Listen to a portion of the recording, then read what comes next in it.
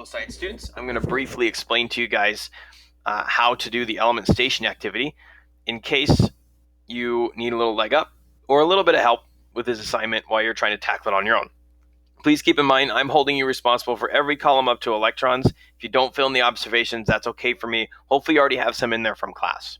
Okay, so if you're stuck or if you just need a little bit of help, I'm going to go through one more row for you guys to help you out. So first off, I'm going to do row number 6, okay, which is this one right here. Okay, kind of a tough one because the symbol is Cu. It's not immediately obvious what element that is, so we have to go search the periodic table. So to use the periodic table, I'd encourage you to use the digital one. You can click on the link right at the top and open it up in a new tab. And you're going to see here that we have this giant periodic table. It might be hard to find Cu. Good news. So if you don't immediately see it, you can click the search icon in the top right, and you can type in the symbol or the name, and it should come up. There it is, Cu is copper. It highlights it right here, and it puts it up in the top left corner, so it's easy to read the information. So I can find all the information I need here.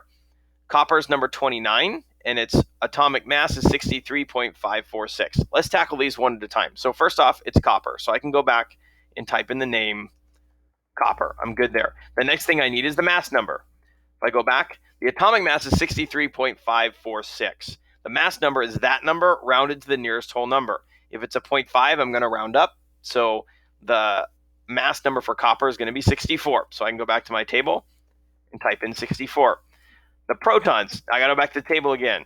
Okay. Copper has a certain number of protons.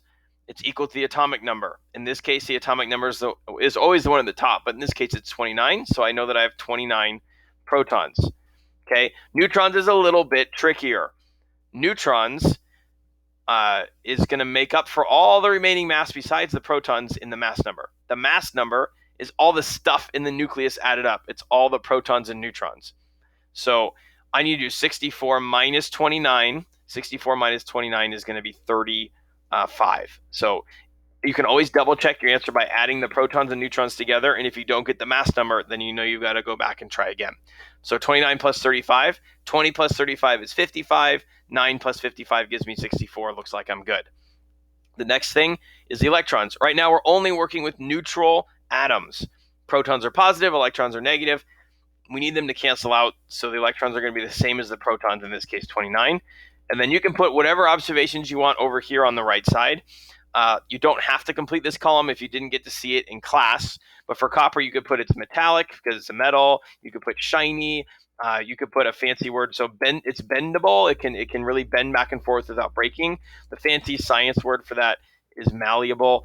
But shiny would be enough in this case. Or if you didn't get to see that element in class, you can leave it blank for now. I really just want to make sure you guys had a chance to practice your protons, neutrons, and electrons. Hopefully that was kind of helpful, helped you with one more row of your element station activity. If you get stuck, make sure to send me an email or a message through Canvas, and I'll do my best to help you out over our 3 asynchronous days. Try to get this one done tomorrow so you can move on to the element poster. Have a fantastic 3 asynchronous learning days.